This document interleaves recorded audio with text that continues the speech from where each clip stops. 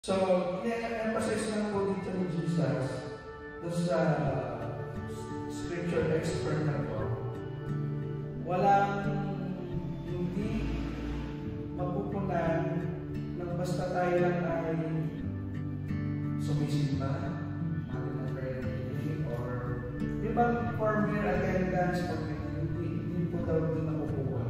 Sabi ay you actually help people. So, maraming parang po ang hindi lang ang pagtulong ng moral naman natin, napatulong sa kapwa natin, hindi lang basta yung nag-aawat ka or pwede, nakakatulong po tayo sa pamagitan po ng buhay natin na kayo-learners tayo sa kapatid.